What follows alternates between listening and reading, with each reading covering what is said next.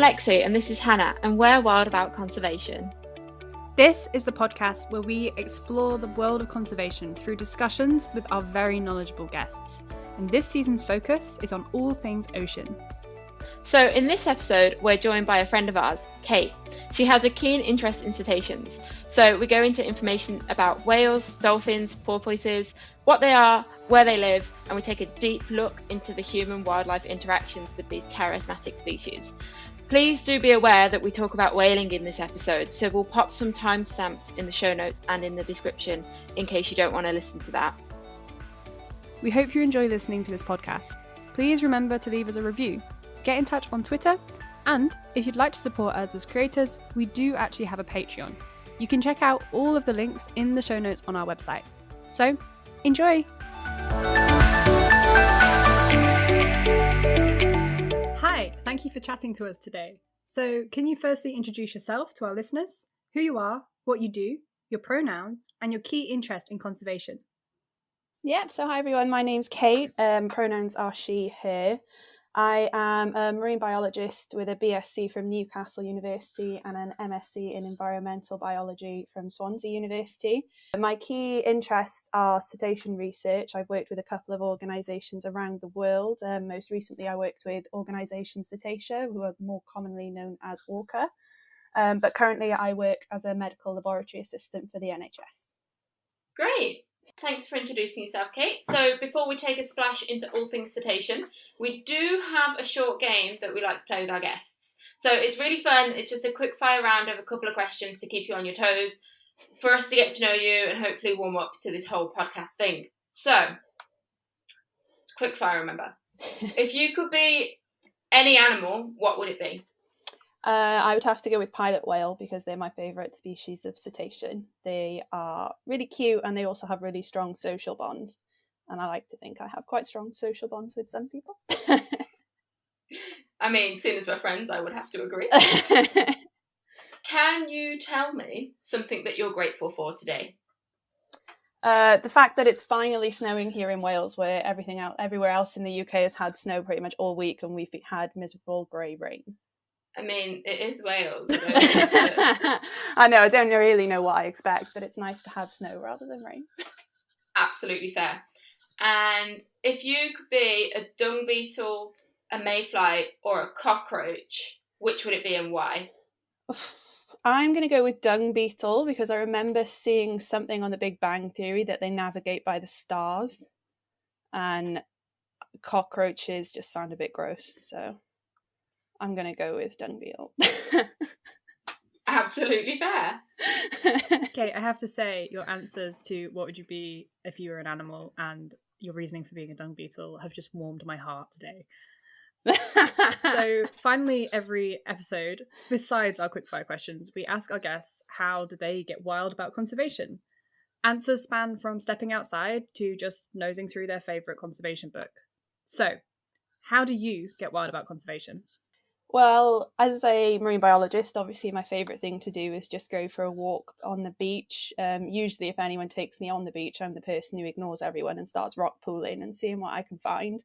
But given the current circumstances, it's been a lot of listening to podcasts, listening to events online, and I've currently become a Planet Patrol community guardian. So it means I've been going out on litter picks and trying to raise some community spirit. So that's been a new thing for me, but it's something that I'm really, really enjoying at the moment.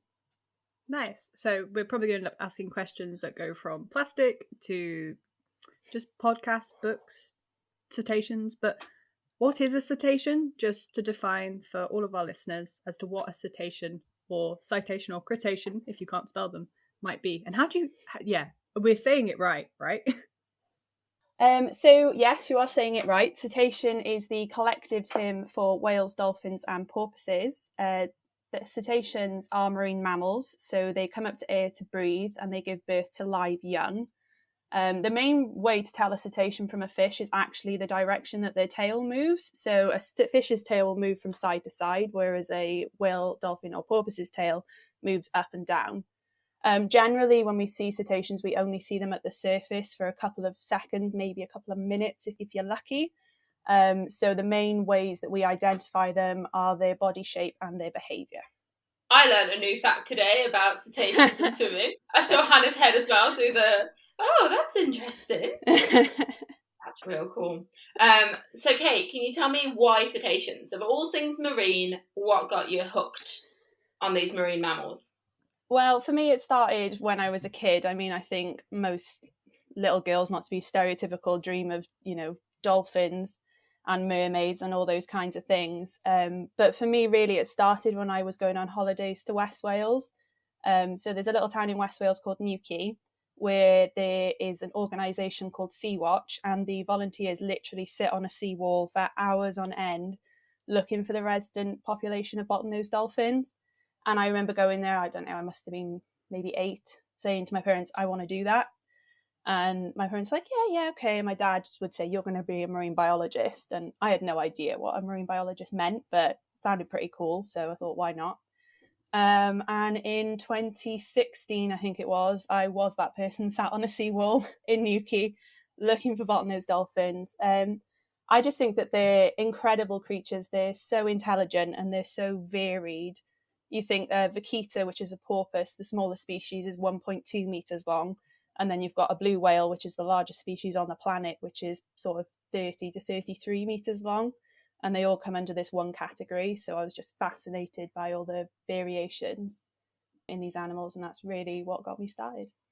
Kate, you've mentioned there a few things. So the variations in all of the different cetaceans and also the ones in the UK. What are some of the species that are actually in UK waters and how do we tell them apart? Do they all have teeth? Do they all have, well, they all have big tails by the sounds of it. So yeah, could you tell us a little bit about how you actually ID them and tell them apart? Yeah, so we're actually really lucky in the UK. There's about 90 species of whales and dolphins in the world, which really, when you think about it, isn't that many. And when you compare it to things like invertebrates, like your insects, there's thousands and thousands and thousands. In the UK, we've got all sorts of things. So our common species are things like bottlenose dolphins. So those are the stereotypical animals you'll think of if you've ever seen the movie Flipper. That's a bottlenose dolphin. We've got common dolphins down in the south, which have this like characteristic yellow patch on the side, which are really, really playful. People love going to see them on whale watching trips. Well, we've also actually got a resident pod of killer whales up in Scotland, which a lot of people don't realise. Yeah, big shout out to Scotland there, girls. A lot of people don't realise that we've got a resident pod here. We get humpback whales, we get minke whales. There's been odd sightings of things like beluga whales. Like, we absolutely get all sorts. The main way to just try and start telling them apart is actually just to get out there and look at them.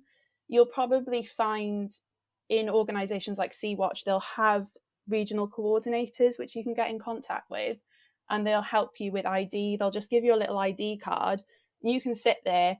Sometimes you'll see nothing at all. Other times you could see tens to hundreds of animals in a day. It completely varies with your luck, but just sit there and give it a go. You will be surprised with how much you pick up with practice. Yeah, that makes sense. I think it's like anything, you've got to get your eye in. Yeah. So you mentioned like a ridiculous amount of species, 90 was it? And you've mentioned that you've done a few projects around the world. How many of those species have you seen? I started off with bottlenose dolphin research. So my first experience actually studying bottlenose dolphins was in Sarasota in Florida. I was really lucky to work there because they've got one of the longest running projects in the world, really, studying bottlenose dolphins.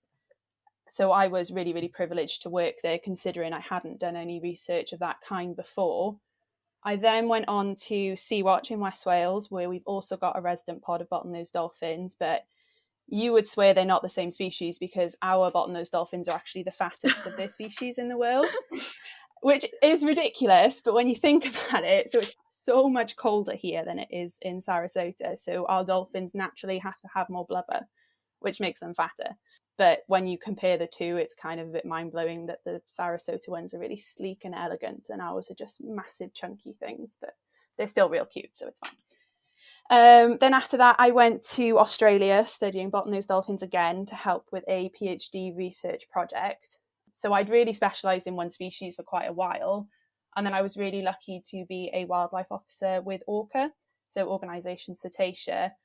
I was based in the Bay of Biscay, which is one of the hotspots in the world for monitoring whales and dolphins, and there was where I basically got thrown in the deep end. You get, your ID classification lectures, but it's basically just go and figure it out because you will pick it up. So there I saw common dolphins, striped dolphins, fin whales, minke whales, sei whales. I saw a lot of Cuvier's beaked whales, which are quite a rare species. They're the deepest diving species that we know of and can hold their breath. I think it's for around 2 hours and 43 minutes, and they dive to about 3,000 meters. So they're not seen very often, but it's just this hotspot is particularly good for them.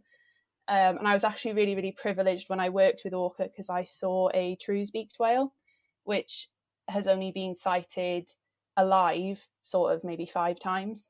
The rest of everything we know about them is from stranding. So I was really, really privileged in that respect to be on the team that positively ID'd them. So from that experience, my knowledge kind of exploded, for want of a better word. So yeah, I was really lucky to do that. I do have a list of all the ones I've seen, but there's still so many more that are on the list to try and tick off. So is that like a life bucket list goal, or every species? I mean, that would be really nice. The last one that was, top of the list was killer whales. Luckily, I ticked that one off in Norway. So I think maybe next on the list might be something like a blue whale, because I think I've seen one, but it was only a blow. So blue whales' blows are obviously, being the largest animal on the planet, the blow, so the puff of air that comes up from the water, is absolutely massive. I saw that in the Bay of Biscay and kind of thought, well, it can't really be anything else.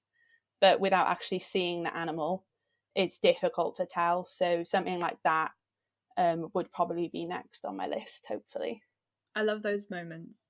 And other than just going to the beach and sitting on a wall or getting on a boat and sitting, what would be your top cetacean watching tip? I mean, obviously you have to have a lot of patience. You have to be there in the wind, in the rain, in the snow, everything. But if you want to just see them from the power of your sofa, I would just watch documentaries. David Attenborough, I mean, he is an absolute icon. Watch some of them, get your knowledge from there. I loved watching things like Spy in the Pod when I was in uni, which is like a little robot dolphin that they released in with a pod of bottlenose dolphins, and it was incredible to see how the dolphins interacted with it, and they kind of knew it wasn't a dolphin but accepted it anyway. So that was really, really cool. But yeah, the best way is just to go, get out there, try and go with an expert if you can, just because getting your eye in can be quite difficult, especially if the conditions aren't favourable. But it is just practice and a lot of patience. I think that's a really great point, because that's the same with any nature, any kind of nature experience, is the practice and the willingness that you're not going to see something. So appreciating or being grateful for the other things you might see, like trees and leaves and birds.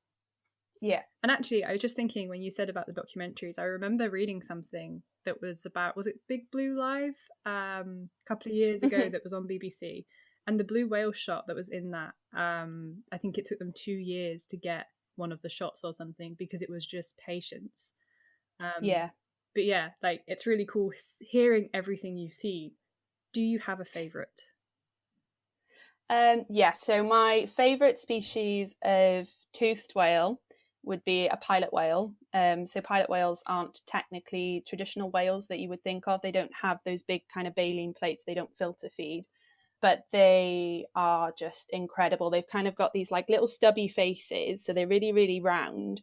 They're like a beautiful jet black colour, but they have these really, really strong social bonds. So they follow what's called a matriarchal society. So the eldest female is sort of in charge of the pod, and the pod family pretty much stay together for life. They also do this behavior called spy hopping, where they pop their head out of the water and they're like really, really curious, and they just want to see what's happening around them. But when they do that, they've got this massive white patch on their belly that looks like a heart. And I just think it's really cute that it's just like every time they look at you, they're just giving you a little bit of love, and it just like fills my heart with joy, and they're really cute and I love them. Okay, you've totally convinced me. They sound amazing and beautiful. And you mentioned toothed whales and filter feeding whales. Is that two different types of whale, dolphin, killer whales, dolphins, or whales?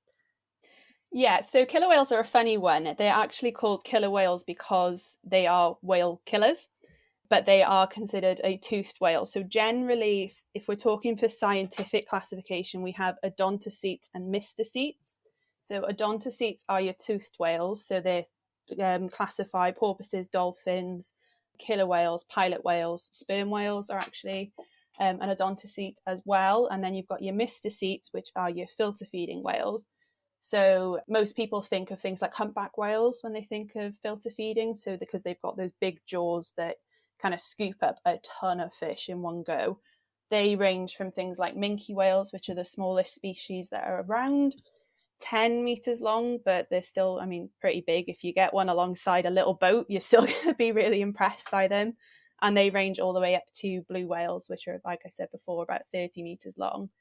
They do have slightly different feeding mechanisms depending on the species. So the ones with rorqual pleats, like those big throats, if you think of a humpback whale feeding, they've got those massive throats that allow them to expand and take up all of the fish.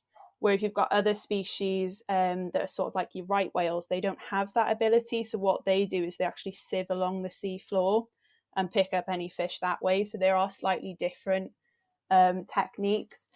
There is some kind of debate. Classification, I'm sure you guys are aware, is always a kind of fiery topic, shall we say, because there's quite a lot of different ways you can classify animals. But yeah, you've generally got your filter feeders and your toothed whales. Cool, thank you so much for explaining that, because I don't think I knew that as a fundamental fact. And could you tell us, so you told us what got you into cetaceans and what got you into the sea, but what got you into conservation? I think for me, I've always, ever since I was a kid, I remember being in primary school and wanting to kind of recycle, which is a bit of a weird thing to do when you're sort of an 8-year-old. And when we were kids, it wasn't kind of as big of a thing as it is now. It wasn't as kind of, I think hopefully for a lot of kids it's quite automatic now, whereas for us it wasn't necessarily. But I always just remember having this kind of feeling that I had to do something. There was so much going on around me that there was just something I had to do. And for me, ever since seeing those people on the seawall, I knew it was marine biology. For whether it was just because I really wanted to sit on a seawall and freeze for hours, probably not. But it was always a man-made problem needs a man-made solution. Really, nature will go on without us, but I feel that we have a responsibility to kind of fix the problems that we've created and coexist peacefully with the species around us, because they don't really care whether we're here or not, but we're having such a big impact on them that I think that we as humans should care. Yeah, absolutely. I think that it's really upsetting to hear that as a species we have seen the decimation of our planet in such a way, but the hope that so many conservationists are working so hard every single day, purely driven and motivated by emotions. Science in the end of it, but also emotions is really, really positive. But no, your point leads us really nicely on to our first kind of key topic, and that's like human wildlife conflict and space conflict in particular with cetaceans.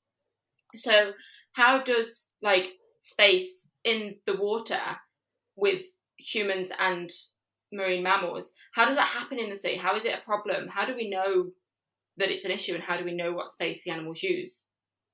Yeah, so obviously you think of the ocean and it kind of seems never ending. There's always that kind of stat that says that we know more about space than we do about the ocean, which kind of still baffles me to this day. So it kind of is not what you think. You don't think that these animals would be trapped by us in the ocean. You think, well, they can just swim away, it's fine. But when you think about how much we are using the sea now, whether it's for transport of goods, we go on holiday and cruise ships, we're mining oil and gas, we are constantly trying to figure out how else we can use the environment. We're fishing it, we're doing basically anything we possibly could think of, we're doing in the ocean. And that does have a knock-on effect. So we really need to know how every species, really, regardless of whether they're cetaceans, turtles, seabirds, fish, are using the environment. But if we're looking at cetaceans specifically, they are highly mobile species. I mean, even if you think of the coastal species, our bottlenose dolphins in West Wales move up to sort of North Wales, Liverpool in the winter, and that's a massive migration for a species that's really not that big. So we need long-term monitoring to figure that out. We need to know where they're feeding. We need to know where they're breeding, where their nursery grounds are, because there is so many conflicts. We're taking their food, we're adding man-made structures in the form of oil platforms, wind farms. We are adding noise, which is a massive thing we'll obviously come on to talk about in more detail later. So long-term monitoring is really, really important to try and figure out how these spaces are being used so we can coexist with them peacefully. That's really interesting as well there about saying what we need to know. Is there any specific species that we know a lot about that? And on the contrary, is there any specific species where we really don't know where their feeding grounds are, where their nursery grounds are, how they migrate, like migration routes? Yeah, there's been quite a lot of advances in technology recently in terms of tagging. So our knowledge is increasing, but it's by no means perfect. So we've got different types of tags we can use. There's some tagging which are kind of implanted in an animal, and then there's other types of tags that are kind of like a suction cup that stick to the surface of an animal. So that is allowing us to know a lot more about where the animals are going. So things like humpback whale migrations, we know quite a lot about now. Regional populations of things like bottlenose dolphins, like I said, we know quite a lot about. But there are massive data gaps. So when I was in the Bay of Biscay, we monitored fin whales, which are 27 meters long. So you'd think an animal that big would be relatively easy to track, but it's really, really not. We know that they go to the Bay of Biscay, so that kind of big bay in between France and Spain is the Bay of Biscay, and they go there to feed. We know that they go kind of up around the UK, up towards Ireland on their migration, and then we're kind of stumped. We think they're going up to Iceland, Norway, but there's just so many gaps in data, and it continues for so many species. So like I mentioned, the Cuvier's beaked whale earlier, they're so deep diving, they're just not seen. We don't know whether they're staying in one place, whether they're migrating, and we are still actually discovering new species to this day, which is mind-blowing, really. So there are huge data gaps in most species, which means that we can't actually classify a lot of them. So using the kind of vulnerable status, we can't do that because we just don't know. So we do need to continue monitoring, whether that's through photographic ID or through these tags, to figure out where these animals are going.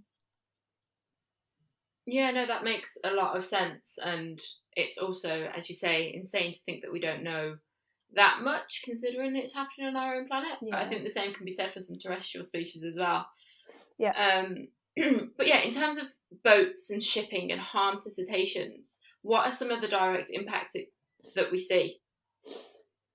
So the main one with boats is actually collisions, which is really horrible to think of. And you'd think that maybe whales and dolphins would be able to kind of navigate, but they can't. So when we think about large shipping regions where we've got our kind of cargo ships going, the main problem there is with our large filter feeding whales, so our mysticetes. We're not entirely sure what the main reason is that they can't navigate these large ships. It could be that there's just so much shipping traffic, there's so much noise, it is unavoidable, there's nowhere else to go. It could be that if you think of the large whales, especially our fin whales, which are, like I said, 27 meters long, if they come up against a large cargo ship, neither of those big things have much maneuverability. So by the time they're on top of each other, quite often it's too late.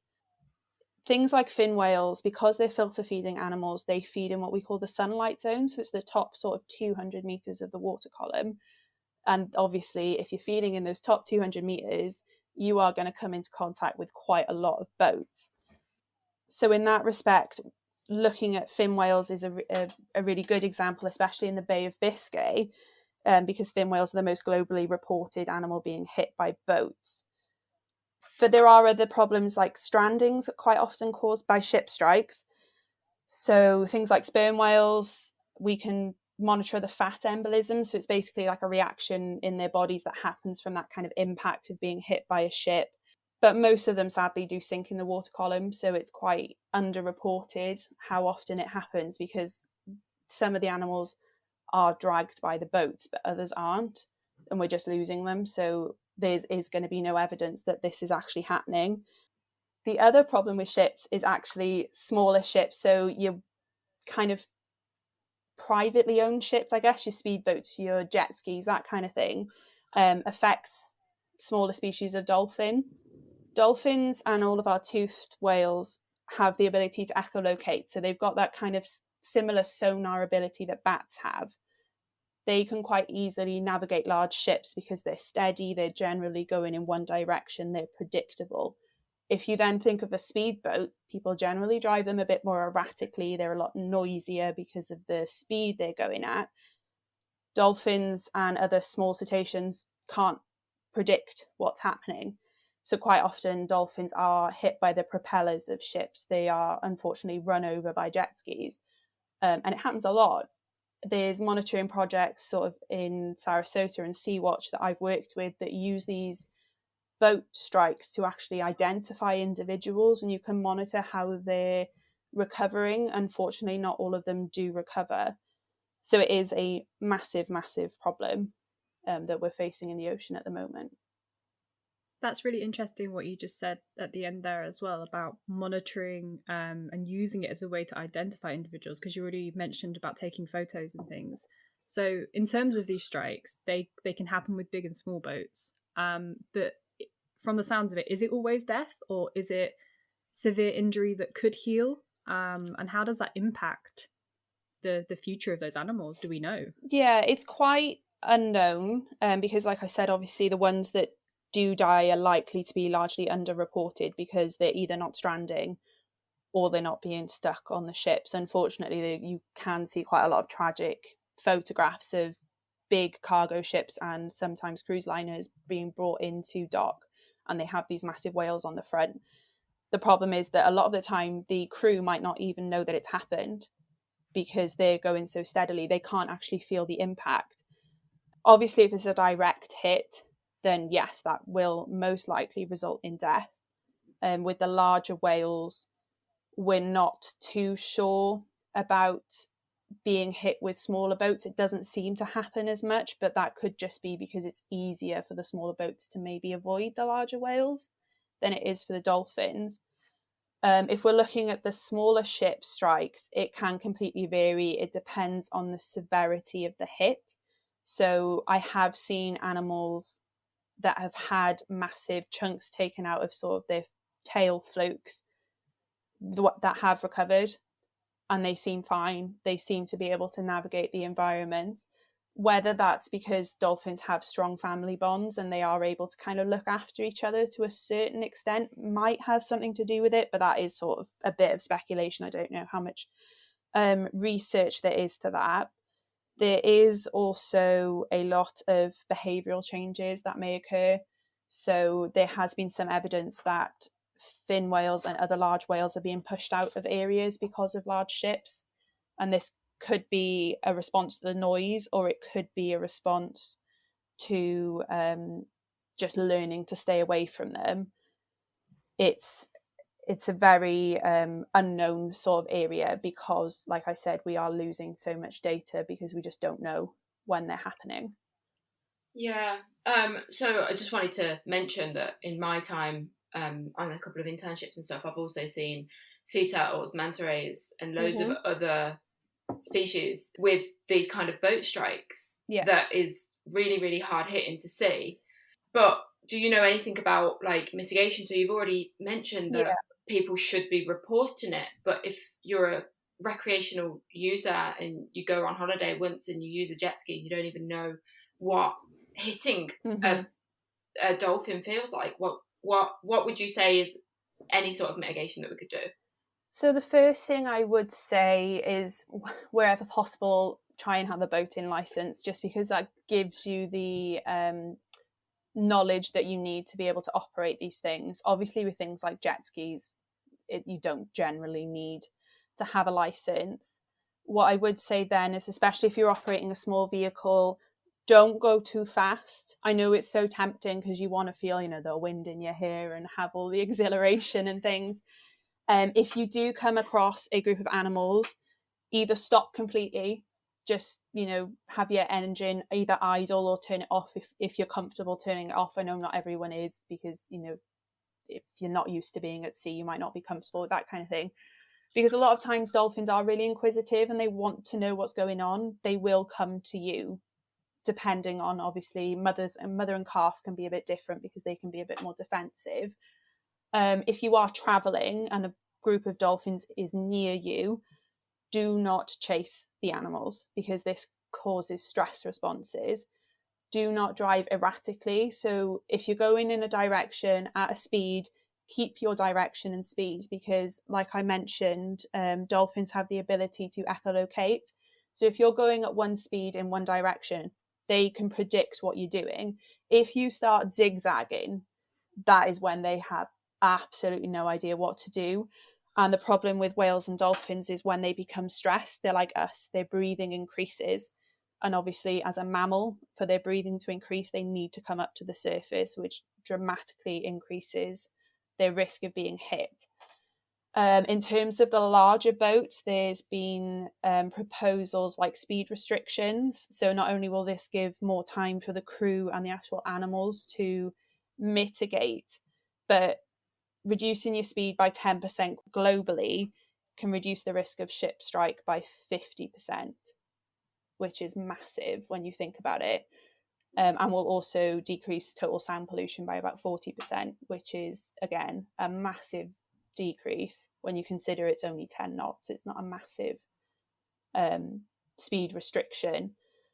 The other thing that I would say, if you're going on things like whale watching boats, check if they're following a code of conduct. So in the UK, we have a voluntary code of conduct. It's not really a legal requirement, but it basically just means you can't get too close to the animals. And this is really, really important, as I said, so you're not inducing stress, you're not putting any stress really onto the animals at all, is what you want to avoid at all times. Check if you're abroad, they might have stricter rules.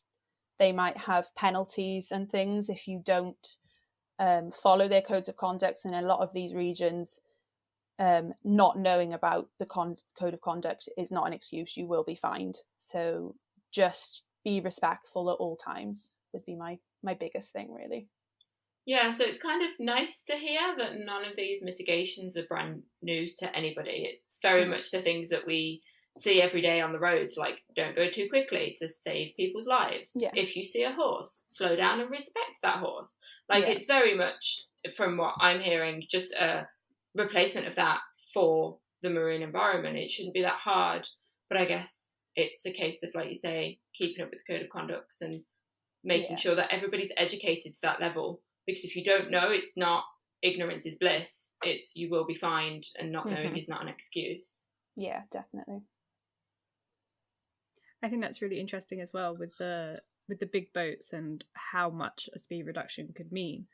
Has there ever been any documented evidence of, say, the identification of a feeding ground or a nursery ground hotspot that initially had shipping traffic moving through it, that has then become an area where policy has changed and they're protecting that area and maybe diverting traffic? Does that happen? Because I imagine that would be a massive undertaking for it to happen as well. Yeah, I think so. To my knowledge, it tends to be reductions in speed rather than stopping using the area. The problem, obviously, with shipping traffic, especially the closer you get to shore, is finding safe navigation lanes for the crew. So it is a lot basically about trying to promote slowing traffic. I'm not entirely sure about whether there's been any complete stoppages of using areas, because it is so difficult. Obviously, a lot of people, it's their livelihood, especially when you're talking about fishermen and things like that. So to tell them just don't use that area anymore is really, really difficult.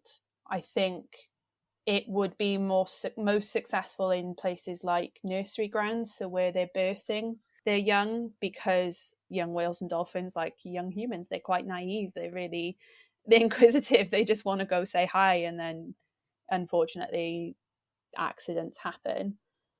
So I think one of the main things that a lot of organisations like Orca are trying to do is actually work with the big shipping companies. So whether this is cruise companies or other commercial vehicles, to try and get them to understand more, because realistically the ships are going to go out whether we want them to or not. So what you need to do is get these people on board to try and find out what they think the solution is and what we think the solution is, and then try and find a common ground.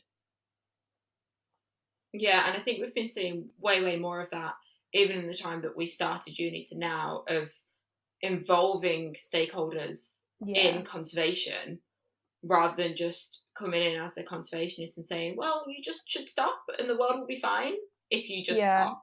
Because it isn't feasible when you're thinking about human-wildlife conflict.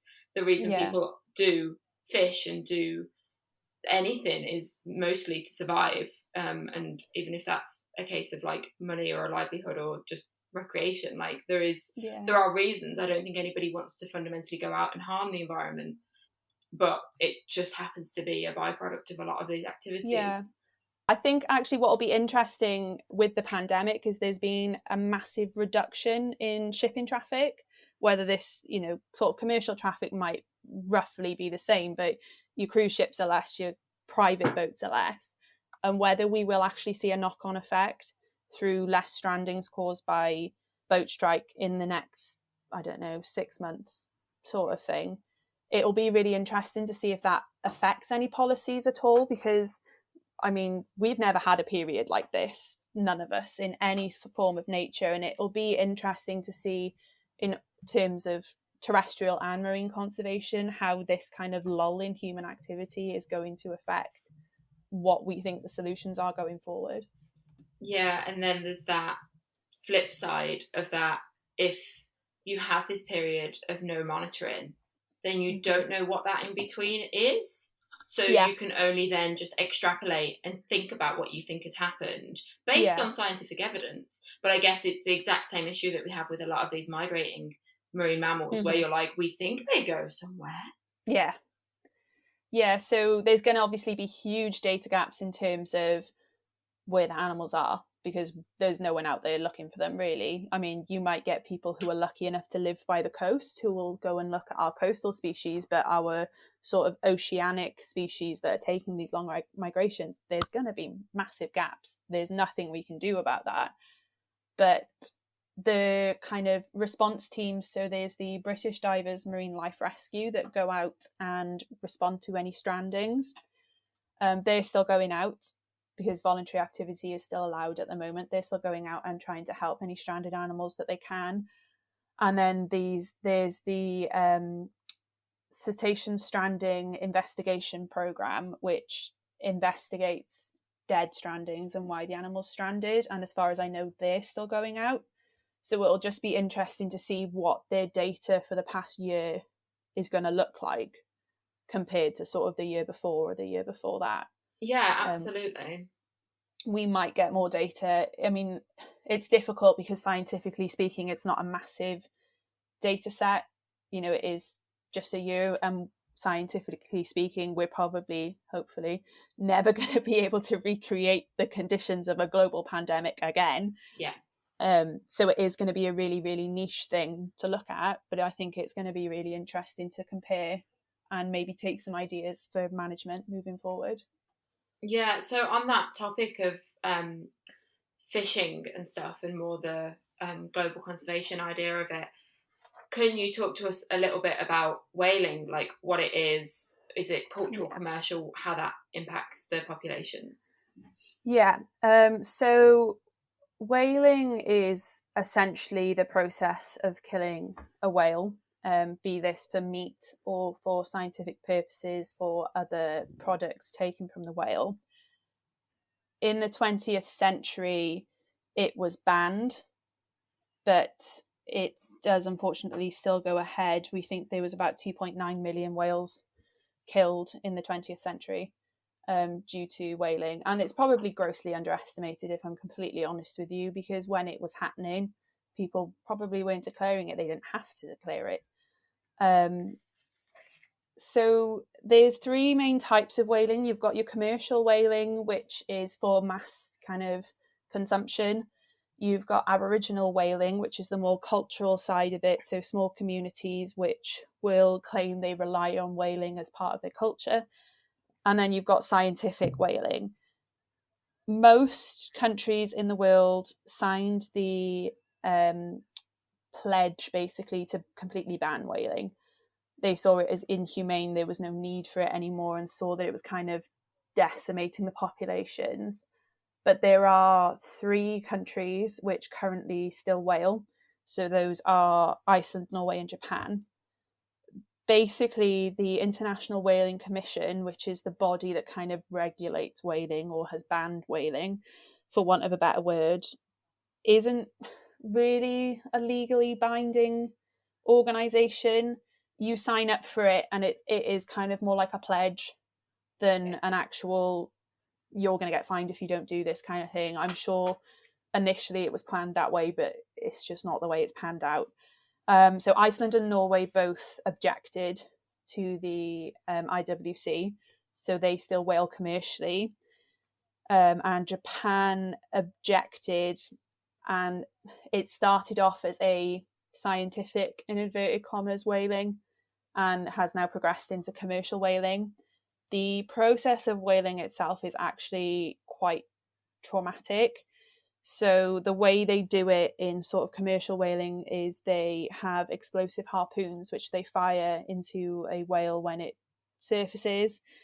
The harpoon gets about 1/2 meter deep into the blubber, and then they explode it, and that releases shrapnel into the body of the whale.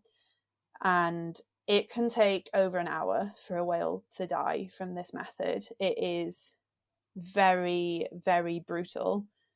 So you can obviously understand a lot of people feel ethically that it's just not justifiable in, modern times.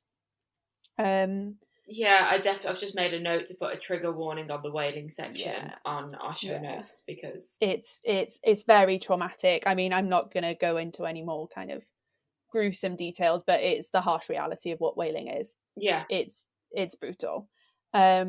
So when you think of the 3 nations, so basically they all kind of signed up, but they all found loopholes basically, or objections as to why they can continue. So from the data I've seen, Norway kills more than the other 2 combined, but it actually doesn't fill its quota. So they set their own quotas for how many whales they can take sustainably, that they claim is sustainable. Whether Norway don't take their full amount of the quota because they simply don't want to is doubtful. It seems to be that there is a decreased demand for whale products. So if this is meat, is used in some kind of traditional medicines and that kind of thing, the prices for fuel and for the actual process of whaling itself are increasing. And then there's also the fact that because we have decimated the whale populations from this practice for so long, they're actually just not finding the whales. They physically cannot find them. There's only certain species that they will allow themselves to whale, shall I say. So I think in Norway it's mainly minke whales. Fortunately, Iceland didn't take any whales in 2019. I'm not entirely sure why they decided to stop. I think it was probably likely the same reason as Norway, the kind of fall in demand. But because of the pandemic, they've also not conducted any whaling in 2020. And a lot of the whalers are now moving to fishing, just regular kind of commercial fishing. The big kind of campaign recently was with Japan's whaling, because they were claiming that it was research-based whaling. And a lot of data we get historically was from whaling. So we cannot, as scientists, condemn scientific whaling without realizing that a lot of what we know is because of this process. Now, I personally don't agree with whaling, but you can't deny that it has been really important in understanding the species. The problem with Japan is they've taken whales from ocean sanctuaries. So the Southern Ocean Sanctuary, they've taken minke whales, and just over 50% of the females that they took were adults. So that means 50% of them weren't mature, and a lot of them were pregnant. So it's not great for the population, obviously, to be taking young animals and pregnant animals. I mean, any animal, really. Japan claims that there's a market for whale meat in their culture, but research suggests that it's just not true. They're spending ridiculous amounts of money, apparently, trying to market it to the Japanese people who just don't want it. They're subsidizing whaling ships. So I would hope that it can't carry on for much longer. But when people are kind of that persistent, it is difficult. From my knowledge now, they have moved over from scientific, in inverted commas, whaling to pure commercial whaling. It sounds like maybe with Japan it will be a conservation story in a couple of years, that if the demand just isn't there, then financially you can't back it. But hopefully, let's hope for some continuation of pushing from the individuals, because I think sometimes we do get into our brains that as one person we can't do anything. But I think having a network of people and having things like this podcast and being able to influence even just one other person can make a huge difference. So I hope in time that things will have to change for Japan from individual choice. When you go to places like Iceland and Norway, I can't say for Japan because I've not been, but there are some whale watching companies that have these little cards that you can sign and just put in the general post, and they'll get sent to some political leader that basically says, I am a tourist and I am not going to engage with whaling. I'm not going to eat any whale products, buy any whale products. If I want to do anything with the whales, I am going to go on these responsible whale watching trips. And it's kind of to show that tourists aren't interested either. The thing is with whale meat, it's been shown from Aboriginal whaling that it's actually really toxic. So the difference with Aboriginal whaling is that it is a cultural thing. And there are places like the Faroe Islands and a smattering of other places that do conduct these drives, I guess they call them, generally of smaller species, of things like pilot whales, but it is kind of whatever they can get their hands on. The drives are quite brutal. They basically drive the pod onto a beach or into a shallow area and they kill the entire pod. Nothing is spared. It's quite traumatic, and there are organisations like Sea Shepherd that are kind of trying to fight this, but it is difficult because it's an Aboriginal cultural important thing. They're trying to go around the route now that it's, like I said, it's unfit for human consumption. So especially in pilot whales, because of heavy metal and mercury pollution, they have stated it's not fit for us to eat. They say it could trigger neurological problems for pregnant women. It increases blood pressure, it causes circulatory problems, and it can even cause infertility.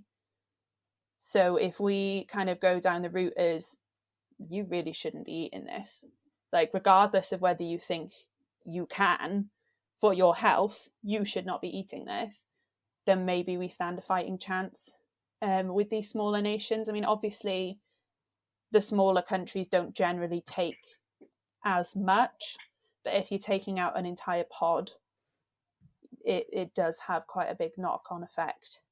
So yeah, I mean, the good thing is when it comes to whaling is most countries in the world are against it. It doesn't really happen, but for the places it does happen, like I said, it is quite brutal. So yeah, the two things really to do to try and stop whaling is, if you're going to a nation that you know is whaling, try and make a pledge somehow that you're not going to engage with it, and raise awareness for the fact that if you are going to eat it, you could potentially do yourself some real damage. I think that's really important, a few things that you've picked out there, and stuff that we've already spoken about as well, in the voice of individuals and sharing, as Lexi said, your passions, your education, that you can really change people's point of view, but also make yourself heard, be it coming to policy and talking to government, and actually demonstrating that maybe people aren't interested in a certain practice, or people want better recycling facilities, but also the stakeholders that we were talking about earlier, that these small communities, larger communities, they're all stakeholders, and the way change happens is discussing this with them, be it to find a different practice, something that potentially, who knows, could be a more humane practice, or alternatives that still respect their cultural rights, but at the same time work alongside conservation. But without opening up those conversations, obviously you're never going to have the discussion with the people that matter and are involved. And yeah, that's so important that you've highlighted already about stakeholders. So talking about fishing still, my understanding is that bycatch is a kind of another detriment to whale populations. And a few things you mentioned as well is, for example, the animals being taken, quite a lot of females in the case of what you mentioned about Japan. How does a population recover, just before we get into bycatch and what that means, even in a definition? How long does it take a population to recover? Are they relatively fast going, slow growing? When can they have babies?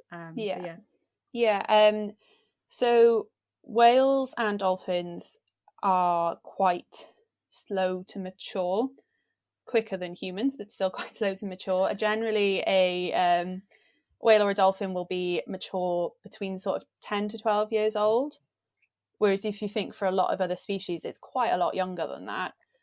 Generally, whales and dolphins only have one child, one young, and they will give birth maybe every 1 to 3 years. It does vary slightly depending on the species. And whales and dolphins, like I've said before, are very socially bonded, particularly our toothed whales, so things like killer whales, pilot whales, dolphins.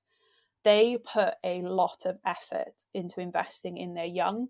So what that means is it takes a very long time for populations to recover from any kind of decimation, be that from whaling or climate change, anything like that. Things like humpback whales are just starting to recover now from whaling. So if you think that whaling hasn't been around for a really long time, I think it was banned in 1986 officially, but it's kind of depleted before then, and they are only just showing signs of recovery now. There are other species like northern and southern right whales that are not doing well at all. They can live for a really long time as well. So a bottlenose dolphin, I think the oldest bottlenose dolphin that we know of in the wild is over 60 years old. Grey whales can live for hundreds of years. They're the oldest known species, like in time relative to how long they can live. So these animals are around for they should be around for a really long time, and they take a long time to recover from any kind of impact, really. So yeah, just picking up on what Hannah mentioned in terms of bycatch. So I know it just as a thing that as fishing boats go along, they catch things that aren't fish, which isn't great for them because they want to just sell fish. That's pretty much my understanding of it at a very basic level. But how does that impact our whale dolphin population, and why is it so bad? Yeah. So when we think of bycatch, it's basically, like you said, any capture of an animal that wasn't intended. This can be from active fishing, so when the lines are put out. It can be from something called ghost nets, which is when fishing nets are lost, and just because it's drifting around in the sea, it's still catching things. We're just not pulling it out. So bycatch is a really big problem for whales and dolphins. Generally, the smaller species, so your toothed whales, your smaller dolphins, actually get caught in nets, whereas whales have a bigger problem with lines from things like lobster pots. When you think about the way that we fish, we can have fishing lines of over 100 kilometers long, and these can have thousands and thousands of hooks on them, and they're just left in the ocean to hang, to catch whatever they come across. And a lot of these methods don't discriminate. They catch anything. So this isn't just whales and dolphins. We're talking sea turtles, non-targeted species of fish, seabirds. It's in the UK alone, it's estimated that 1,500 small cetaceans are caught per year in bycatch. So it is a massive, massive problem. The reason that bycatch is so detrimental to whales and dolphins is they either get caught and they cannot physically free themselves. They get caught and can free themselves, but they're dragging a pot around with them, or they can get tangled and it can just basically choke them, because we need to remember that these are air breathing animals. They need to come up to the surface, and if they can't do that, they are going to drown. It is a real possibility with these animals. There's been quite a few high profile cases. So I don't know if you've heard about the vaquita, which is the smallest species of porpoise that lives in the Gulf of California. And it is all but functionally extinct, basically. There are as few as 10 individuals left in the whole world. And they are basically being drowned in gill nets. And these are those kind of massive nets that are just hanging in the water column to catch fish. Yeah, absolutely. And it's so upsetting to think about it. But I will say, I know for a fact ghost nets don't stay in the depths of the ocean, because that's just not how ocean currents work. Yeah. So I have done some work previously with an organisation that takes these ghost nets out of the ocean when they wash up, either to shore or to a level where we can dive and pick them out. And every company has to have their own shape, net size, net colour. Yeah. So we can put some of this responsibility back onto these companies to say, right, okay, we get it, things fall into the ocean, but if you can and when you can, go and grab these, because they're so detrimental to multiple populations. Yeah, definitely. It's obviously it's tricky, because some fishermen obviously, unfortunately, will discard the nets when they're no use to them. It unfortunately happens, especially in poorer communities. But things do fall off the side of boats. I mean, you can be the most careful person in the world, and you can be walking down the street with a tissue in your pocket, and we all try to contain everything, but every now and then your tissue's going to fall out. You won't even know it's happened, and you'll get home and most of us will think, oh my god, I can't believe I did that. But there is nothing you can do. So trying to change the way we fish is actually a really important way to combat this issue, because it is kind of like ship strike, in that unless the animals are brought out of the water, so either by the fishermen hauling the nets in or they strand, we don't know what the actual figures are, because it's like whaling. Eventually the net, if it catches loads, it's probably going to get weighed down eventually. Like you said, some of them will drift into the shore or into regions where we can catch them, but there are going to be the ones that we just are never going to find. So trying to, again, stakeholder engagement, work with people and think, well, what do you need to do? What are you trying to catch? How can we help you and stop these things from happening? That's the thing, because a lot of, everyone is a lover of the sea. When you're involved in the ocean, you adore the ocean. And I think your analogy there of the tissue was really good, because that's a fantastic point, that people don't mean for things to go missing. It's just that sometimes it Mm-hmm. happens. Sometimes there's a storm and it washes away, but it is having either technology to be able to recover this kit, or when we can get it out of the water, getting it out as soon as we can. So talking of technology, what kind of tech is being developed to actually kind of change the way we fish? Because I imagine that's a whole podcast in itself. But just when we think about cetaceans, what kind of tech is out there? Yeah, cetaceans are kind of a bit trickier. So when we think of things like turtles that get caught, you can change the shape of the hook, and that kind of stops them from getting as badly hooked, basically. Cetaceans don't generally take animals from the hook. They're not, that we can see, getting caught on hooks. They're getting caught in the nets. So developing technology is difficult because you either go down the route of trying to stop the fishing. So either if that's a temporary closure, so forming a temporary marine protected area, or a permanent marine protected area, or shortening the fishing season, or trying to boycott a product because of the way it's fished, is quite a drastic response. And although might have the greatest environmental impact, is not always realistic for fishermen, because what else are they going to do? This is their lives. So when we look at technology, there's things like pingers. So these are small acoustic deterrents that you put on the pots, and they kind of emit a noise to let things know that there's something around.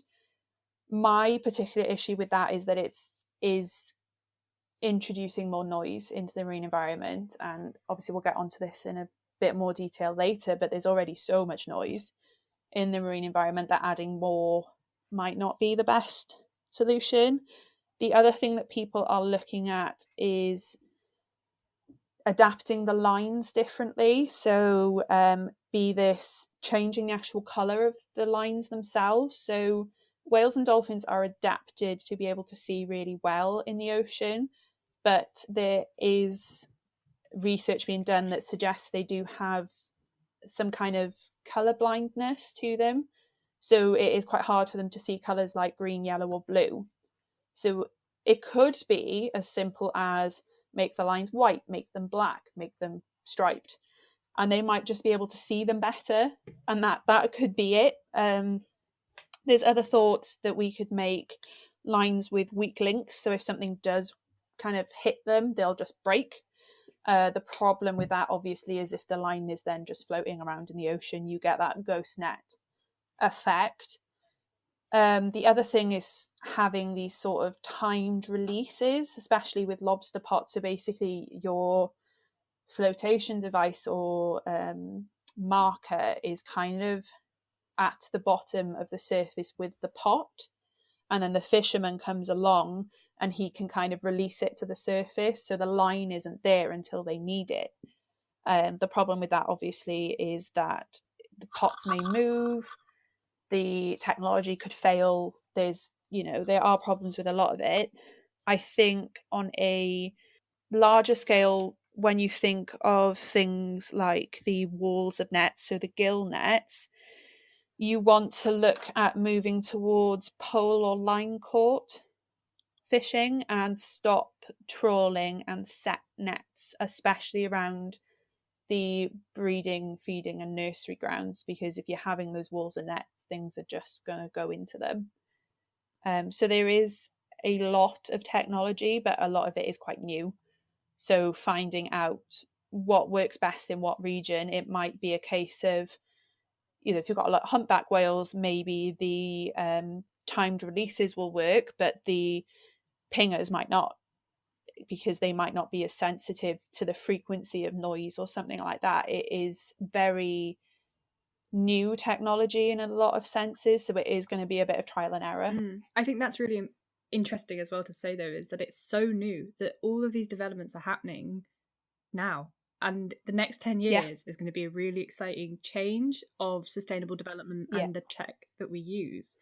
And I think we clarified it, but the lobster pots and the ropes and everything, obviously we can imagine how a whale might get entangled in a wall of net. Yeah. How do they get entangled in a rope? What does that mean for them? Yeah. So basically what we think is that the dolphins, because of their ability to echolocate, are better at sensing the lobster pots.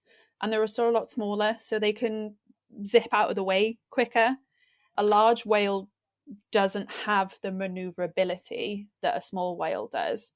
If you think of a sort of 20-meter long humpback whale, it's not necessarily going to be able to move out of the way. Like I said, it might not even see it because the animal's so big and the lobster pots are relatively small. There's been a few instances, I think, in Cornwall in the past few years where the British Divers Marine Life Rescue have been called out to a humpback whale that's been caught in lobster pots in the region. And it basically gets wrapped around some kind of appendage. Depending on the weight of the pot, the kind of strength of the rope, the age of the whale, how big it is, depends on whether the whale gets stuck to like the rope and can't swim away, or whether it kind of tears the lobster pot and takes it with it. So you've either got that it can't move, so it can't get food, or it can move, but it's being hindered so much, it's using so much more energy to move around that it's just not effectively finding more food or finding a mate or whatever, migrating. But yeah, it does basically seem to be that the larger whales have more of a problem with the lines, and the smaller whales and dolphins are getting caught more in our kind of static fishing nets, those big walls. Yeah, so that's kind of, like you said, that depends on the species, the place, and everything else, the depth of the water, what we're going to think about using. Just picking up on that, you mentioned the British Divers Marine Life Rescue. Get it in the right order. BDMLR, I believe, is their acronym. Could you just tell us a little bit more about who they are? Because I think this is really relevant to what we're talking about with strandings in the UK. Yeah. Are they just UK? Yes. As far as I know, yes, they are just British UK. They are British. So they are a charity who were set up by divers initially, but you don't have to be a diver to become a member. Anyone who wants to can go and take a training day with them and train to be what they call a marine mammal medic. Basically, they respond to as many strandings as they possibly can of whales and dolphins and seals, and all of their members are trained to deal with particular problems. Seals obviously can be rehabilitated easier. We do have some areas of the UK that have seal hospitals, basically, where the medics will transfer the seals to go through proper rehabilitation. We don't, that I know of, have any whale or dolphin facilities in the UK because we don't have captive programs. So whales and dolphins are a lot trickier. There's the process of sort of refloating them, keeping them hydrated and wet. And obviously the larger the animal gets, the more difficult that becomes. So you generally have a experienced marine medic or the first medic on site who will kind of be in charge of the rescue attempt. And then you'll have a vet who is called on site. The vet, sometimes they're trained with the Marine Life Rescue, other times they're not. They're just there for medical advice. But like I said, you don't have to be an expert to become one of them. You don't have to be a diver. You don't have to have any kind of degree. It is purely voluntary. It's basically kind of like a citizen science project. So obviously being coastal helps. But even if it's just something you're interested in, you pay for the course, so you're supporting the charity just by doing the course. It's really, really important because we don't have any government funded stranding responses in the UK. It's all done voluntary. So these volunteers, they do, single strandings of a porpoise, or there's been mass strandings of other animals. Up in Scotland, there's been quite a few. And they respond to all of them, as many as they possibly can. So they are an absolutely incredible organisation. that I would encourage anyone to either become involved in or support if they can. Actually, just to add to that, sorry, if you see a stranded animal, please do not approach it. BDMLR, they are specialised, they know what they're doing, especially with seal pups. I know we're not necessarily talking about seal pups, but they know how to monitor them. They are specialised and highly trained. So yeah, if you ever do see a stranded animal, it is best to just call them. They will arrive as soon as they can. And yeah, as much as the public have the best of intentions, and a lot of times there are certain processes that need to happen to refloat an animal. If you just put it in the water, you're not giving it the best survival chance. You need to kind of hold it in a certain position and allow it to become buoyant again, and there's all sorts of things. So yeah, if you ever are walking and you need help for a stranded animal, then please call BDML. No, that makes a lot of sense. And I think fundamentally people just want to help. And even if they can't, in the sense of like, if you've not got the right training when it comes to a stranding, what are some things that people can do in regards to fishing and sustainability and thinking about their shopping habits? Mm-hmm. Yeah, so I mean, reducing your consumption is obviously the most straightforward way to do things. But a lot of people don't want to give up fish or meat or whatever, which is completely understandable. So you need to think about how sustainable the things are that are being caught. So it is just simple things like just looking at the labels, read the labels, and if they don't say, you can email them, you can contact them and, say, can you tell me how it is caught? And if it is caught sustainably, why are you not shouting this from the rooftops? It's really important. And if it's not caught sustainably, maybe say, well, have you thought about the impact? Because people power is massive. We are the consumers at the end of the day. And if we don't buy the product, what are they going to do with it? So I think, power to the people. We can do a lot more than we think we can. We can, and that is real. It's really empowering to think that individuals can make a small change. So on that note, Kate, I know that you mentioned earlier, you're involved now in Planet Patrol, and that's a really, really sweet organisation. Can you just mention a little bit about that? Give yourself a little intro. So Planet Patrol are a sort of community-led organisation. They started off as Plastic Patrol, but have now changed their name to Planet Patrol. They are, in essence, a litter picking organisation where you go out and you do your litter pick, but what makes them different is they have an app, so the Planet Patrol app, where you take pictures and categorise all of your litter. So you'll put all of the cans in one picture and all of the plastic bottles in another, and you tag the brands, so like Coca-Cola, Pepsi, Stella. I'm trying to think of some alcohol. I shouldn't really struggle with that much. And the idea of Planet Patrol is to hold governments and big organisations accountable. So while doing a litter pick is absolutely incredible, and I 100% commend anyone who does one, if you're not telling the people responsible, nothing is going to change. It's just this kind of loop of picking it up, it's going back, picking it up, it's going back. And as someone who's done litter picks in the past, and I'm sure you guys feel the same, it can be quite demoralising when you go and clean a beach, a park, wherever, and you go back a week later and you do it all again, and you do it all again.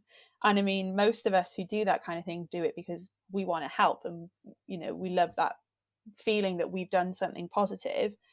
But by holding the big brands accountable, then hopefully we can promote things like deposit return schemes where you pick up glass bottles, plastic bottles, whatever it is, and you get cash back basically for giving them back to the brands. You are holding government accountable and saying, well, you need to do something about this. These are the hot spots, these are the areas we're not getting so much. So there's community guardians all over the UK, which, like myself, organise community litter picks, but you can do it off your own back. You can go with the app, just do a little litter pick, photograph your findings, And for anyone who's interested, the Planet Patrol litter report has recently come out. So if you go to the Planet Patrol website and you fancy a read about litter, you can see the top 10 brands, the top 10 litter types, and all the picks that have been going on. But it's also a global thing, so they are kind of expanding the app, and anyone in the world really can use the app and track their litter that they pick up.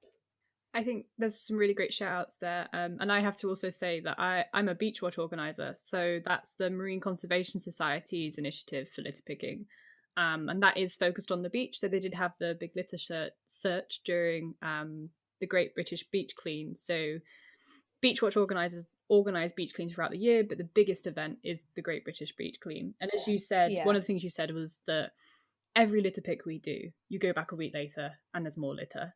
Every time you do a survey, wet wipes are everywhere. But also one of the things that I always say to my volunteers is that you are still making such a huge difference though. Yeah. And also you have to stop at some point. Because the beach we're on, part of where it's quite rocky is really covered in litter. So we survey from there across the sandy part of the beach.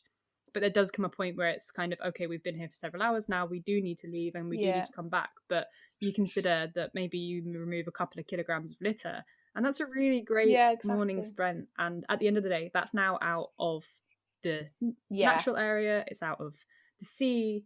So I think that's such a great point, is that it can be really sad, but remember the great work and kind of the great thing you're doing. Even if just picking something up while you're on a walk, every time you go for a walk, try and pick up some litter.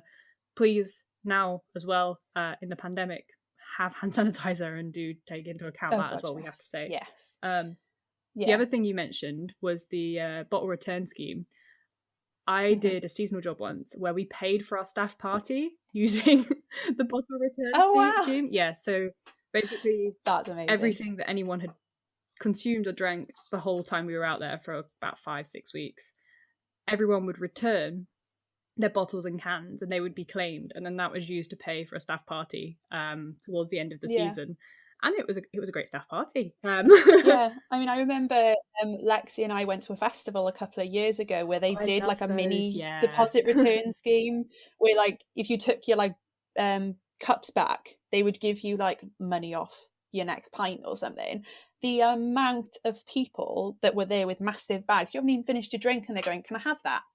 And you're like, "Well, I'll just finish it." And yeah, you take it, it's fine. Like it was so clean. It was a really good initiative. It was really, really nice to see. And yeah, okay, people are maybe doing it for the monetary value because they want their pint, but that's fine. Like if it's gone, it's gone. Like, you know, it was really cool.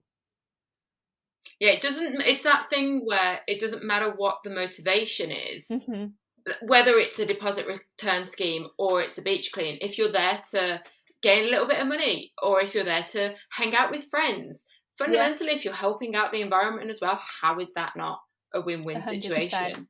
But no, there's some companies as well nowadays that have reverse vending machines. So I know at the zoo in the Highland Wildlife Park, we have these.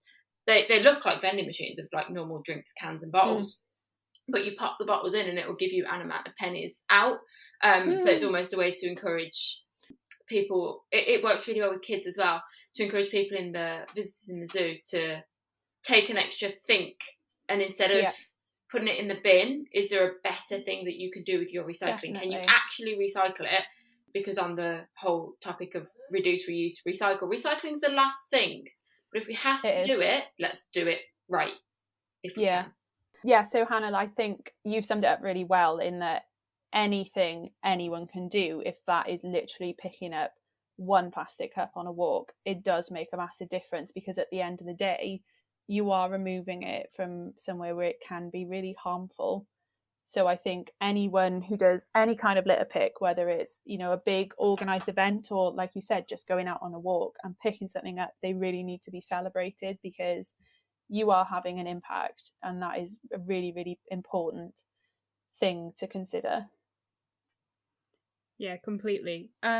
So we've mentioned sound a few times, and it's interesting when people talk about pollution or contaminants, it isn't just marine litter or something chemical. Sound is actually considered as a contaminant. Before we get into that, how does a cetacean hear? Because I don't see ears. Yeah, so cetaceans have internal ears, so they have really, really good hearing. Sound travels a lot better underwater than light does, but humans are just not adapted to it. So the way our ears are on our body, the way the whole mechanism is, that's why everything is really muffled when we're underwater. Whereas whales and dolphins are really, really well adapted to hearing underwater. It's not necessarily clear how our baleen, our mysticetes or filter feeding whales hear underwater. We know they have ear bones that are connected to their skull, but they don't stick out. So we're not 100% sure on the mechanism of that. With our odontocetes, our toothed whales, so our dolphins, our sperm whales, our porpoises, we do know a lot more about how they hear because, as I've mentioned before, they have that ability to echolocate. So weirdly, with our toothed whales, they don't actually receive the sound directly to their ears. It goes to their jaw, and it goes in through their lower jawbone, up what we call the acoustic funnel, and then it kind of vibrates, and this is transmitted to their inner ear. So it's a bit of a weird mechanism, but it's really, really cool. No, that sounds absolutely awesome. So you mentioned echolocation before. Is that the same thing as sound, and is that what they use sound for? Or is echolocation and hearing two different things? So echolocation is the ability to produce sound to make a picture. So it's kind of a bit of both in that they emit these high frequency rapid clicks from near their blowhole, and it's amplified by what we call their melon. So if you think of a dolphin, it's got like this big brain, looks like a really fatty bit on the top of its head, and that's what we call the melon, and it is literally just this kind of ball of fat. It emits the sound out, and then you kind of get a wave of clicks that goes out into the environment. It bounces off anything, and then that is received into their lower jaw through the mechanism I just explained, and it allows them to kind of, we think, build a picture, a mental picture in their head of what they're seeing. So if you think of things like naval sonar you see on films and stuff, I've never seen it in real life, but it pings off something and they get an image back. It's essentially the same thing. But dolphins and whales also use sound to communicate with each other, just like humans do. So our big whales generally communicate through low frequency. If you think of a humpback whale song, that's a low frequency noise, whereas our toothed whales, especially our dolphins, emit high frequency noise, which we call whistles. And what's really interesting about species like bottlenose dolphins is they have what we call signature whistles. And this essentially means that they have names. So they call each other by these signature whistles so they can recognize each other individually, and we can in turn recognize them just from the sound that they make. That's adorable. I know. That's so adorable. So you've mentioned, I've been underwater and heard a pod of dolphins swim past. Mm-hmm. Like I can hear that, but I know that human frequency can only hear between like X and Y. It's not Mm-hmm. Our human ears aren't great for listening. So how on earth can you record sound underwater? It's not the easiest thing, but we do have quite a lot of technology now that does allow us to do it. There are varying methods. So essentially what you do is you put a very specialized waterproof microphone into it's very important it's waterproof, otherwise you ain't going to hear anything. You put a microphone in the water basically. There are static ones that are called sound traps, which basically record absolutely everything. You leave them for minutes, hours, days, weeks, however long the battery will last, and then bring it out of the water, and you sift through hours and hours and hours of footage, I guess you'd call it, to listen out for animals. You can put hydrophones in the water when you know there's a pod of dolphins around you, and then obviously you're more likely to get what you want to hear. But just like looking for whales and dolphins visually, a lot of the time it's a waiting game. You just have to put the equipment in the water and kind of hope for the best. So with those sounds that you're capturing potentially of cetaceans, it's not just cetaceans that are making noise in the sea. No. The phrase noisy seas gets thrown around quite a lot. Do you think you could give a bit of a definition to that, and then where those sound sources are that we've kind of picked up on a few times during our chat, and what they mean for these animals? Yeah, so the oceans are naturally noisy. If you think, if you took all human activity out of the ocean, you would still have the sound of waves, you'd still have the sound of rain.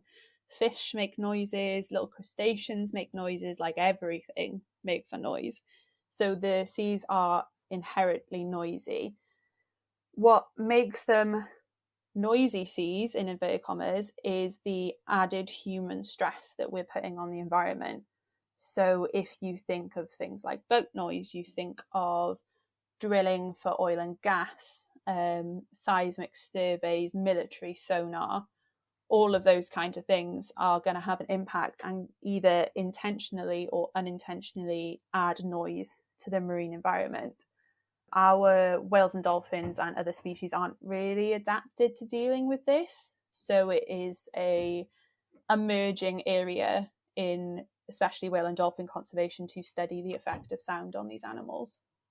That's interesting, but do you have any kind of idea how that sound impacts them? So obviously, I imagine the echolocation, maybe even the communication between them. But... Yeah, so it does vary completely between species. If you think of if we start with large whales, like I said, they communicate through low frequency sound. And this is for navigation, but also we think to find a mate. So in humpback whale song, we generally think that this is to find a mate to breed. If there's a lot of noise, be it from boats or anything else in the environment, that is going to limit the whale's ability to be heard.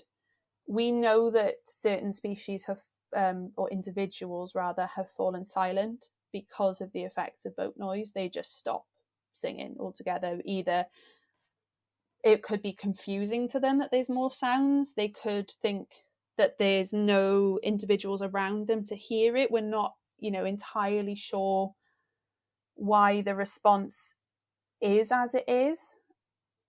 It's more prominent in toothed whales because, as I said, they use echolocation to find their food. So if you introduce a lot of noise into the environment, it affects the way they can receive their clicks back, basically, because they're not only receiving their clicks, they're receiving all of this other information. It can, in bottlenose dolphins, increase the rate of whistle production. So this isn't the echolocation clicks, this is just them calling out to other members of their pod in circumstances when a boat approaches, but when then the boat is near, they go silent. Now, whether that's a safety thing or the boat is just too loud to compete with, it's really difficult to tell. Some species like belugas actually change the frequency of their calls altogether. So the frequency is kind of like the pitch. The frequency of a beluga whale call is basically the pitch. So how high or low, if you like, the call is. They change it altogether to try and combat the noise. So if the noise is at the same frequency as their call, they will alter it. Things like killer whales have lengthened their calls in response to boat noise. So there's all sorts of responses in terms of how the whales and dolphins communicate with each other, but it's not the only thing to consider. So we do have other behavioural changes in terms of how they respond when, say, a boat is around. So, for example, as I talked about previously, a stress response in whales and dolphins is an increase in breathing rate, just like it is for us. So if they hear a lot of noise, they can be increasing their breathing rate, decreasing their dive durations. They can start behaving erratically because they might not be able to pinpoint where the noise is coming from. So they're kind of going left and right, up and down. This can increase their chance of being hit by a boat. They can actually group together tighter because they're finding it harder to locate other members of their pod. So they will actually, humans kind of huddle together when they're stressed sometimes, or other animals do it. Whales and dolphins do the same thing. They swim faster, and they can even be displaced from critical areas. So it's an area that we are struggling to understand, I guess, because a lot of it has to do with behavior. And as you guys probably know, when you study a behavior of an animal, a lot of it is guesswork. It's educated guesswork, but it is guesswork nonetheless. So to understand, I think, how they respond, you need to understand how they're using the noise in the first place, what frequency of noise they're using. So it's a very, very complicated problem. So you're talking about obviously how they're using the noise, and it's for different reasons. So obviously that probably relates to different areas when they're in different parts of the sea. Is there some work that basically looks at habitat maybe use and then where we might make noise to try and have less impact? Yeah, so mitigation techniques do primarily rely on how the animals are using the habitat. You're completely right. When a whale or a dolphin generally is in a nursery ground, when they've just had their calf, they can be more vocal. So obviously to create that bond between mother and calf, so it is really important that these areas are quiet. But then also when you think of feeding grounds, a lot of these animals cooperatively feed. So they don't feed as individuals, they feed as groups. This isn't necessarily true of the larger whales, but especially your smaller dolphins, your killer whales, even humpback whales are known to do this, to feed together, and they need sound to be able to communicate. So we need to know where they're feeding. In terms of mitigation, I think marine protected areas are one of the preferred methods of stopping sound pollution, because if you protect an area, hopefully there is little to no sound there at all. Man-made sound, that is. Obviously there's still going to be the ocean soundscape, as we call it, but the technological advancements in mitigation are still quite new. So if we think of military noise from shipping, there has been some developments in ship quietening technologies, so basically just making the ships make less noise. In the US military, whether this will become widely available because it's a military advancement is, questionable. In seismic surveys, so when we're sort of investigating the ocean floor, we can potentially have things that vibrate rather than air guns. And basically what this does is reduces the energy of sound, so it makes it less harmful. But whether this is just in terms of how they communicate rather than echolocation, I'm not really sure, because those high frequency clicks are, you can have hundreds if not thousands of clicks going off in seconds. So whether the vibrations would interfere with that, I'm not entirely sure. So the other interesting technology, and this only works for static things, so things like your wind farms, your oil and gas exploration, is something called bubble curtains. And what was really interesting about bubble curtains is they use the principle that sound doesn't travel as well in air. So if we put a bar at the bottom of the sea floor and emit a load of bubbles going upwards, it kind of stops the sound. It acts as a wall, basically. And doing this might actually mean that areas outside of that wall aren't as negatively impacted by sound.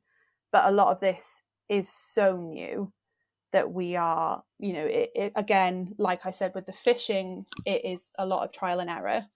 It's a lot of what works for what species in what circumstance. We know that the further away something is from noise, the less likely it is to have a harmful impact. It can be as severe as killing an animal if it's really, really close, just the effect of noise.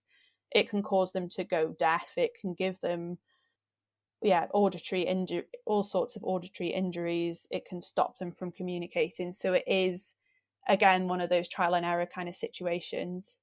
But I also think, going back to what I said about fishing and ship strike, it will be interesting to see if there are any hydrophones deployed during the pandemic, if we take those out of the water and kind of evaluate those compared to 2 years ago, if there's any difference in the calls, in the frequencies, in the levels of how the things are communicating, because again, this could really influence the way that we think could help these animals. No, those sound like some really interesting techniques, and like you say, a lot of new technology coming out of this multidisciplinary approach of engineers and biologists and conservationists working together. So I think there is a lot of hope in this episode. Yeah. But no, if you had to summarize kind of what we'd said, or you want to take away one key point from all of this last couple of hours, what would that be? So I think, although a lot of what I've said probably does seem quite negative, it is because our knowledge of whales and dolphins is growing, because the scientists and the technology is advancing so much. We are looking at things in new ways. By having long-term data sets, I think this is really, really important. So organisations like Orca, who have citizen scientists and wildlife officers on cruise ships all over the world, are giving us such a better picture of where these animals are and what they're doing. We just need to keep this up.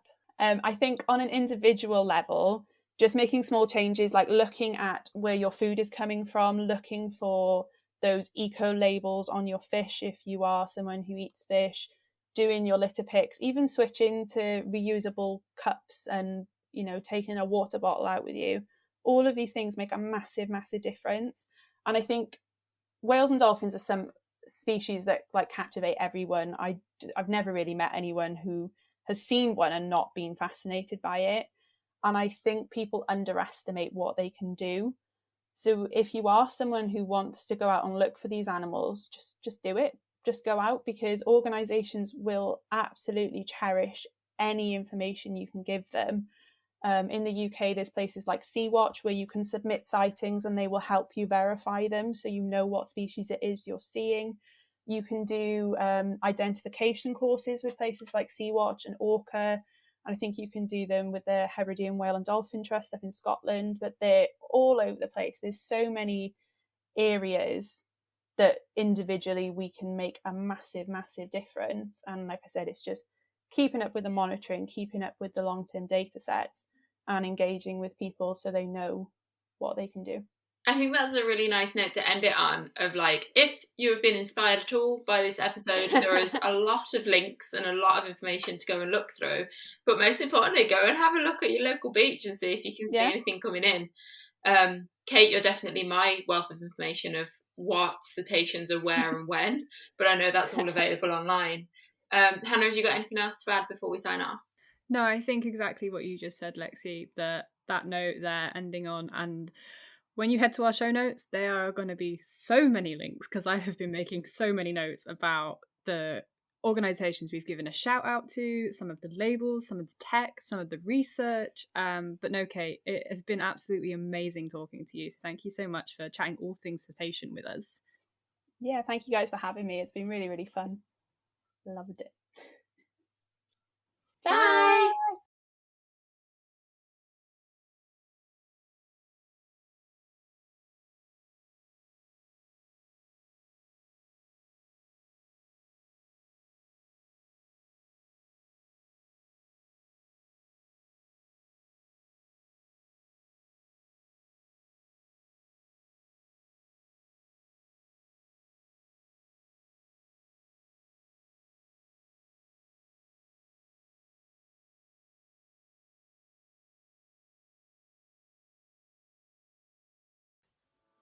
Thank you for listening today. As always, we have been Wild About Conservation and you have been awesome. Please do leave us a review. We would really appreciate it, and we do read them all. To keep exploring with us, drop us an email or find us on our socials. All the links are in our description and the show notes. If you enjoy our show and want to support us, we are also on Patreon. Just £1 a month, 25p an episode, will cover our creation costs, and anything above that we donate to charity. Thank you to those of you that are already helping us to keep creating.